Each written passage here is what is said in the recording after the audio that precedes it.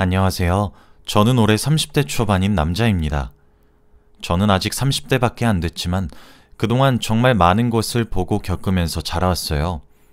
지금도 그때만 생각하면 정말 온몸에 소름이 끼칩니다. 그 인간 말종 같은 사람들을 보면서 절대 저렇게는 안 커야지 라고 생각하면서 자라왔던 것 같아요. 그때 제가 어리긴 했지만 정말 정신적으로 충격을 많이 받았습니다. 이 이야기는 제가 갓 20살이 된 사회초년생 때 있었던 일입니다. 저는 어릴 때부터 시골에서 부모님과 할머니와 함께 살았어요. 제가 태어날 때부터 할머니와 같이 살았으니까 수십 년을 함께 산 거죠. 할머니는 저를 매일 똥강아지라고 불러주시면서 저를 굉장히 아껴주셨고, 부모님도 금슬이 좋으셔서 시골이었지만 단란하고 화목한 가정이었습니다. 학교 끝나고 집에 돌아오면 할머니와 같이 놀면서 어머니가 저녁 식사를 준비해 주시는 시절이 너무 그립네요. 할머니는 말도 많으시고 웃음도 많으셔서 저와 대화도 잘 통했고 비밀 이야기도 많이 주고받았습니다. 정말 친구처럼 지냈어요. 제가 시골에서 자랐지만 학교는 조금 더 많이 걸어가야 해서 저희 동네에는 제 또래가 없어요. 그래서 늘 혼자였는데 그래도 할머니가 저의 말동무 역할을 해주시니까 할머니와 노는 시간이 제일 재밌었습니다. 아버지는 저희 집의 생계를 유지하셔야 해서 밤낮 없이 일을 하셨어요. 힘든 공장 일에 야근까지 일부러 하시면서 저희 집안의 생활비를 혼자 담당하셨죠. 저와 어머니가 매일같이 우리도 일을 하겠다고 했지만 아버지는 끝까지 말리셨어요. 한 번은 제가 가족들 몰래 일을 한 적이 있는데 그때 아버지에게 들키고 정말 인생 최대로 크게 혼이 났습니다. 저는 힘들어하시는 아버지를 도와주기 위해서 시작한 건데 아버지는 벌써부터 일할 필요 없으니 공부만 열심히 하라며 저를 혼쭐 내셨죠. 그때 아버지의 단호함에 저는 할 말을 잃었고 다시는 일을 하지 않았습니다. 저는 꼭 성인이 되자마자 일을 해서 가족들에게 보탬이 되겠다고 결심했고 졸업만 기다렸어요. 그래서 효도는 해야겠다는 생각에 공부도 열심히 했고요. 성적도 나름 괜찮은 편이었고 학교에서는 저보고 대학교에 진학을 하라고 추천했습니다. 솔직히 대학교를 안 다니고 싶었던 건 아니지만 등록금이 너무 부담돼서 바로 취직을 하려고 했습니다. 그런데 혼자 선생님에게 대학교를 가지 않겠다고 말씀드렸죠. 그런데 선생님께서 저 몰래 저희 부모님에게 연락을 해서 대학교를 권유했나 봐요. 제가 너무 아까운 인재라 학교를 다니는 게 좋다고 하면서 말입니다. 그런데 제가 대학교를 가지 않겠다고 말했다고 부모님께 담임 선생님이 말을 하셨더라고요. 담임 선생님의 이야기를 부모님께서 듣고 노발대발하셨어요. 아버지는 울면서 저한테 가난을 물려주고 싶지 않다고 하셨습니다. 돈 때문에 대학교 진학을 포기하는 거면 걱정하지 말라며 자신이 어떻게든 벌 테니 제발 공부만 열심히 하라고 했죠. 저는 제 대학교 때문에 아버지가 고생하는 게 너무 싫었습니다. 그래서 이번만큼은 고집을 피우며 절대 대학교를 가지 않겠다고 했죠. 그리고 바로 취직해서 집안 살림에 보탬이 되고 싶다고 했습니다. 제가 말을 하면 할수록 아버지는 눈물을 더 흘리셨고 모든 것을 자신의 탓을 하시더라고요. 아버지가 저한테 가난을 물려줬다고 하면서 말입니다. 저는 아니라고 수백 번을 말해도 아버지는 듣지 않으셨어요. 아버지는 그날부터 저를 대학교에 보내겠다며 투잡을 뛰셨습니다. 잠을 하루에 2~3시간씩 자면서 일을 하셨고 몸을 사리지 않으셨어요. 그런데 그게 문제가 된 건지 아버지가 일하시는 공장에서 그만 사고가 나고 말았습니다. 아버지가 잠에 취해서 일을 하시다가 그만 공장 기계에 몸을 다치시고 말았거든요. 저와 어머니 그리고 할머니는 급히 응급실로 가서 아버지를 보았지만 그때는 이미 늦었습니다. 아버지는 이미 눈을 감고 계셨고 온몸이 차가우셨죠. 어머니와 할머니는 오열하며 우셨고 저는 도저히 이 상황이 믿기지 않았고 현실인지 꿈인지 파악이 되지 않았습니다. 아버지의 몸은 얼음장처럼 차가웠고 눈을 뜨고 저희를 바라보지 못했죠. 시간이 지날수록 저는 죄책감에서 헤어나오지 못했습니다. 제 대학 등록금만 아니었다면 아버지가 투잡을 하실 필요도 없었을 테니까요. 정말 아버지에게 너무 죄송했고 혼자 몰래 눈물을 삼켰습니다. 저는 한순간에 집안의 가장이 되었고 할머니와 어머니를 먹여 살려야 했어요. 그리고 아버지의 장례식장에서 상주를 보고 있는데 친척분들이 오셨습니다. 바로 작은아버지와 고모였어요. 작은아버지와 고모는 서울에서 일을 하고 계셔서 저희 집에 오시지 않았습니다. 저희가 시골에서 할머니를 보살펴드리고 있을 때는 한 번도 오신 적이 없었기에 아버지 장례식장에서 정말 오랜만에 얼굴을 뵌 거였죠. 당연히 자신의 형, 오빠가 세상을 떠났으니 펑펑 울며 슬퍼할 줄 알았어요. 그런데 이게 무슨 일인지 작은아버지와 고모는 오히려 눈물 한 방울 흘리지 않았습니다. 그리고 절이 끝나자마자 어머니에게 가서 아버지의 사망보험금에 관련해 이야기를 하더라고요. 정말 충격적이었어요. 어떻게 자기 가족이 죽었는데 저렇게 태평할 수 있나요? 할머니도 옆에서 보면서 자식 잘못 낳았다고 신세한탄을 하고 계셨습니다. 그리고 3일 내내 있던 것도 아니고 잠깐 몇 시간 있다가 어머니와 이야기를 하신 후 바로 돌아가셨어요. 정말 남보다 못한 사이였습니다. 어머니는 표정이 안 좋아지시면서 상주 자리로 오시더라고요. 그러면서 할머니에게 어머니, 남편 사망보험금을 3분의 1로 나누자고 하는데요? 라고 하는 겁니다. 작은 아버지와 고모는 어머니에게 반협박식으로 사망보험금을 나누자고 했대요. 어머니가 거절을 하니 더 무섭게 대했다고 합니다. 할머니와 저는 그 말을 듣고 동시에 말문이 턱 막혔고 할머니는 어머니의 손을 잡고선 애미야, 내가 자식 교육을 잘못 시켰다. 어떻게 자기들 형제 목숨값을 나눠 가진다고 하는지. 아휴, 내가 나중에 꼭 갚으마 라고 하셨죠.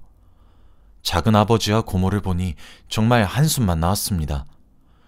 그렇게 아버지의 사망보험금을 작은 아버지와 고모 그리고 어머니 이렇게 3명이서 나눠 가졌어요. 어머니는 남편의 목숨값이라며 한 푼도 쓰지 않고 저금해 두셨습니다. 함부로 쓸 수 없다고 하면서 말이죠. 그렇게 한 반년을 살았던 것 같아요. 그동안 아버지 없이 저희 집은 저와 어머니가 열심히 일을 해서 겨우겨우 먹고 살고 있었습니다. 중간중간 파산 위기가 올 때마다 아버지의 사망보험금이 눈에 아른거렸지만 그래도 절대 그 돈을 쓸 수 없었어요.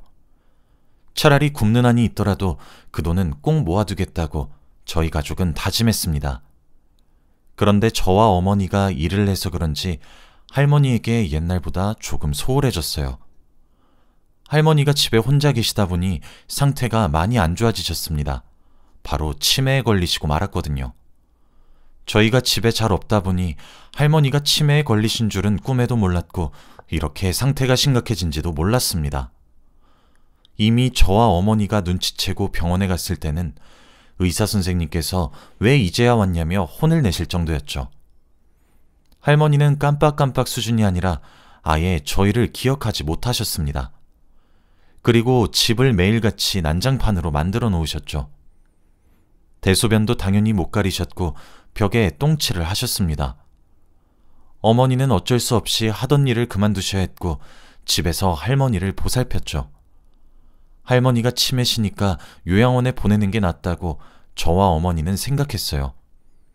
그런데 작은 아버지와 고모는 아무도 비용을 안 댄다고 하는 겁니다. 그리고 할머니의 치매 소식을 알고 나서도 집에 한 번도 오신 적이 없으세요. 저와 어머니는 너무 당황스럽고 힘들어서 제발 요양원에 보내자고 간곡히 부탁도 했습니다. 그런데 작은 아버지와 고모가 어머니에게 조건을 걸었더라고요. 할머니를 모시면서 사는 조건으로 저희가 살고 있는 이 집을 준다고 했습니다. 이 집은 할머니 명의로 되어 있는데 어머니 명의로 바꿔주겠다고 하더라고요. 대신 할머니가 돌아가시면 말입니다. 솔직히 저희 어머니가 바보도 아니고 이미 사망보험금도 속는 셈 치고 나눠서 줬는데 이건 조금 아니다 싶어서 지금 당장 명의를 어머니 명의로 바꿔달라고 했대요. 그런데 오히려 그들은 적반하장으로 나오면서 왜요? 집 받고 나서 저희 엄마 버리고 도망가게요? 라고 했다는 겁니다. 어떻게 그런 막말을 할 수 있죠?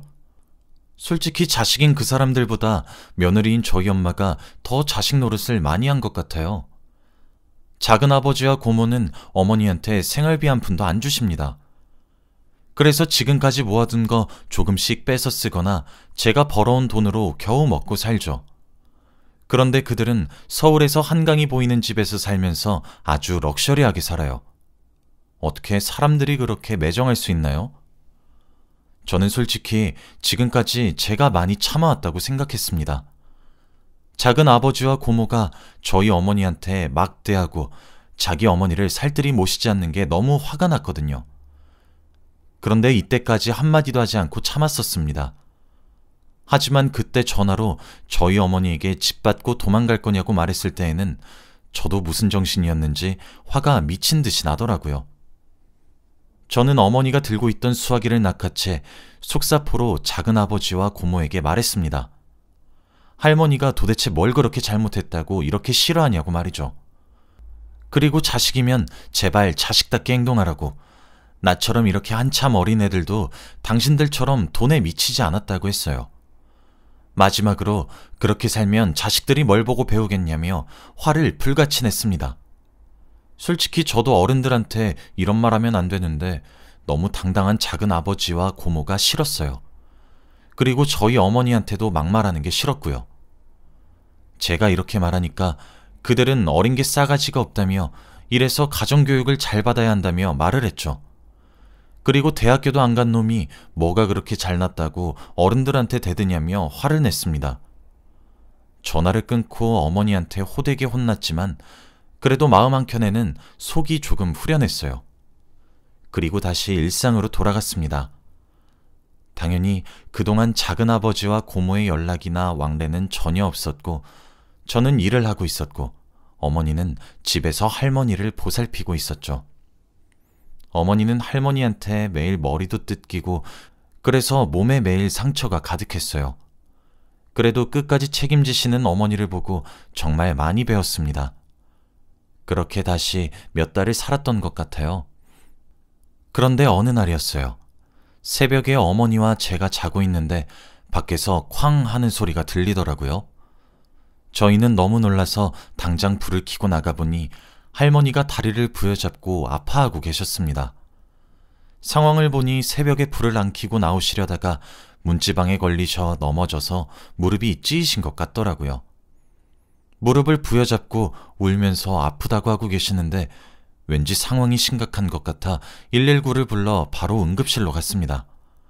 그런데 의사 말로는 할머니의 무릎이 부서졌다고 하는 겁니다. 나이도 있으시고 너무 세게 넘어지셔서 심하게 다치셨다고 하는데 어머니와 저는 너무 걱정이 되었습니다. 할머니가 치매도 있으시니 병원을 많이 무서워하셨고 치료받기를 거부하셔서 의사 선생님께서 많이 힘들어하셨죠. 어머니는 바로 새벽에 작은 아버지와 고모한테 전화를 해서 할머니 상황을 다 설명했습니다. 그런데 작은 아버지와 고모는 "아, 그래요? 생명에 지장 없으시죠?" 라고 하며 바로 전화를 끊었대요. 그리고 그 뒤로 연락이 두절됐고 병원에도 당연히 찾아오지 않으셨습니다. 할머니는 수술을 하시고 병원에 입원을 하셨어요. 작은 아버지와 고모는 병원비를 보태주지도 않아서 어머니와 제가 다 감당해야 했습니다. 저 혼자는 병원비까지 무리여서 어머니가 일도 다시 하시고 할머니 간병도 했어요. 저도 일을 2개나 했죠. 정말 힘들었고 하루에 잠도 많이 못 잤습니다. 어머니는 병원에서 매일 잤고 저는 집에서 병원까지 왔다 갔다 하면서 일도 했죠. 그런데 할머니가 치매가 점점 심해지셔서 병실에 있는 다른 환자들한테까지도 피해를 주셨어요. 물건을 던지고 욕을 하는 건 물론이었고 밥을 안 먹겠다며 식판을 던지시거나 아니면 다른 사람의 물건에도 함부로 손을 대셨죠. 할머니는 날이 갈수록 점점 폭력적이게 바뀌셨고 항상 뒤처리는 저와 어머니의 몫이었습니다. 같은 병실의 환자 보호자들은 제발 1인실로 옮기라고 했고 당장 요양원으로 가라고 하면서 저희에게 화를 냈어요. 저희도 한두 번이면 사과하고 넘기겠지만 매일같이 그런 일이 일어나니까 도저히 병원에는 못 있겠더라고요. 그때 정말 할머니를 요양원에 보내야겠다고 생각이 들었습니다. 저번에는 한번 요양원에 보내드리려다가 작은아버지와 고모가 반대해서 못 갔거든요. 그런데 이번에는 사람들한테 너무 피해를 주니까 요양원에서 편하게 지내시는 게 좋다고 생각했습니다. 그래서 저와 어머니는 할머니를 요양원으로 보냈고 거기서 간병을 제대로 시작했죠. 이 소식을 작은아버지와 고모한테 알려드렸는데 화들짝 놀라시면서 요양원으로 급히 오시는 겁니다. 병실에는 저와 어머니만 있었는데 고모와 작은아버지는 잠깐 할머니와 할 얘기가 있다며 자리를 비켜달라고 하더군요. 솔직히 자식 얼굴도 기억 못하는 어머니와 무슨 이야기를 할 수 있는지 이해가 안 되긴 했지만 그래도 자리를 비켜주었습니다. 저희는 병실 밖에 서서 기다렸죠. 그런데 병실 안에서는 소리치는 소리가 들리더라고요. 작은아버지는 엄마는 왜 이렇게 우리한테 집만 돼? 아주 돈덩어리야. 왜 늙어서까지 우리한테 고생시키냐고. 지금 시골에 있는 집 나랑 동생한테 줘야 되는 거 잊지 마. 설마 진짜 며느리한테 줄 건 아니지? 며느리는 법적으로 가족 아니라서 상속 안 되는 거 알지? 원래 시부모 부양 의무도 없는데 내가 일부러 엄마 혼자서 힘들까봐 거짓말까지 하면서 옆에 붙어있게 한 거야. 그러니까 죽기 전에 우리한테 집이랑 재산 다 남기고 가야 해. 라고 하더군요. 이 말을 정신도 제대로 못 차리는 할머니에게 주입식으로 말을 하고 있었고 둘은 요양원에서 나갔죠.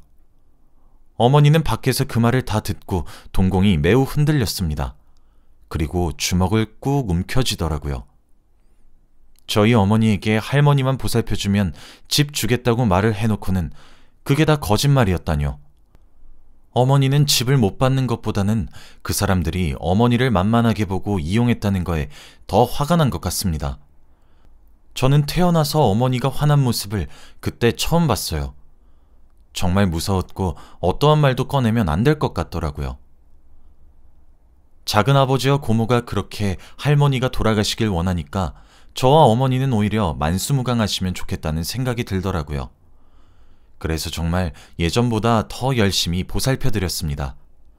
요양원에 거의 살다시피 하면서 말이죠. 할머니는 정말 괜찮아지는 듯 보였습니다. 원래 저와 어머니를 전혀 알아보지 못했는데 어느 날 갑자기 문득 알아보시더라고요. 그런데 그날 새벽이었고 다들 주무시는 시간에 갑자기 할머니가 깨어나셔서 어머니의 손을 붙잡고 이야기를 하셨습니다. 정말 오랜만에 보는 할머니의 눈빛이었어요. 제대로 정신이 돌아오셔서 치매 걸리기 전에 할머니 모습과 똑같았죠. 그런데 새벽에 할머니는 어머니의 손을 잡고 옛날 이야기를 하셨습니다. 들으면 들을수록 어머니와 저는 눈물밖에 나지 않았어요. 사실은 우리 둘째랑 셋째가 나를 왜 저렇게 싫어하냐면 바로 첫째 때문이요. 첫째가 아버지 돌아가시고 우리 집 다 먹여 살렸거든. 학교도 관두고 하루 종일 일만 하면서 자기 동생들이랑 엄마 먹여 살리겠다고 죽어라 돈만 벌었어. 내가 너무 미안해서 조금씩 더 챙겨준 게 둘째랑 셋째는 질투가 났나 봐. 그래서 아직도 자기네들은 주워온 자식인 줄 알아. 첫째만 친자식이고 첫째가 나를 유달리 닮았고 둘째 셋째가 지아빨 닮았는데 태어나고 보니까 아버지가 없으니 못 믿지. 그래서 이렇게까지 나를 미워하고 내가 얼른 죽길 바라는 거여. 다 내 탓이여. 저는 한 번도 들어보지 못했던 아버지에 대한 이야기를 듣게 되었어요. 정말 아버지는 평생 돈만 버시면서 살았던 겁니다. 어렸을 땐 동생들 먹여 살리겠다고 하고 결혼하고 아이를 낳으니 또 학비를 벌려고 일하고 오랜만에 아버지 생각이 나서 정말 펑펑 울었습니다. 그런데 할머니는 이 말을 내뱉으시곤 바로 주무셨습니다. 그리고 그날 해가 뜨는 아침 새벽에 주무시다가 돌아가셨어요. 돌아가시기 전에 기억이 잠깐 돌아오셔서 이야기를 하시고 편안히 주무시면서 돌아가신 것 같아요. 그래도 잠깐이나마 잊고 있었던 예전의 할머니 모습을 마지막으로 뵈서 너무 좋았어요. 그렇게 할머니의 장례식을 지냈는데 작은 아버지와 고모는 오히려 행복해 보였습니다. 장례식장에 온 자기 지인들이랑 하하호호 떠들면서 술만 먹고 있었고 고모는 취해서 춤도 췄습니다. 상주는 저와 어머니만 지켰죠. 그 광경을 보는데 정말 어처구니가 없더라고요. 그래놓고 매일 밤마다 부조금이 얼마나 모였는지 확인하고 둘이서 어떻게 나눌지 회의를 하는데 정말 역겨웠습니다. 그런데 할머니가 돌아가시기 전에 매일 입버릇처럼 하시는 말씀이 있었어요. 제발 자신이 죽고 나서 화장을 하지 말아달라고 했죠. 불이 너무 무섭다고 하면서 그게 자신의 마지막 소원이라고 했습니다. 당연히 저희 모두 다 그렇게 하겠다고 했죠. 그런데 갑자기 작은아버지와 고모는 태도를 바꾸면서 화장을 한다고 하는 겁니다. 저와 어머니는 그게 무슨 소리냐고 불같이 화를 내면서 어머니가 살아생전에 화장하지 말라고 했던 거 기억 안 나냐며 노발대발했더니 두 사람의 대답은 가관이었습니다. 아니, 화장 안 하면 매번 명절마다 찾아가서 절도 해야 되고 매일 벌초대야 하고 신경 쓸 게 한둘이 아닌데 그거 누가 다 감당하게요? 저희는 그런 거 못하니까 그냥 깔끔하게 태우고 뿌려드려요. 그리고 형수도 참 보면 사람이 순수해요. 엄마가 그렇게 하랬다고 정말 그렇게 할 생각이었어요? 어머니와 저는 그 말을 듣고 화가 미친 듯이 났습니다. 어머니는 두 사람에게 화를 불같이 냈어요. 제가 산소 다 관리할 테니까 당신들은 신경 끄세요. 어떻게 자식 도리를 끝까지 못하세요? 그냥 명절 때도 절대 찾아오지 마시고 어머니 절대 찾아오지 마세요. 저랑 아들만 어머니 챙길게요. 그냥 두 분이서 잘 먹고 잘 사시고 다신 연락하지 마세요. 이제 그만 가시고 나머진 저희가 알아서 할게요. 어머니는 처음으로 그 사람들에게 이렇게 또박또박 말씀하셨고 그들은 당황을 하면서 화가 난다는 식으로 말을 한 뒤 장례식장을 나갔습니다. 할머니는 산소로 가서 묻어 드렸고 저와 어머니는 명절뿐만 아니라 평소에도 종종 찾아가서 인사를 드려요. 정말 고모와 작은아버지는 그 뒤로 연락 한 통 없으십니다. 남보다 못한 자식 때문에 한순간에 화장을 하실 뻔했는데 다행히 이렇게 지금 산소에 계셔서 다행이에요. 지금은 몇 년이 흘렀지만 그때만 생각하면 정말 화가 미친 듯이 나네요. 그런 자식들은 차라리 없는 게 나을 정도입니다. 여러분은 제발 부모님께 이러지 말아주세요.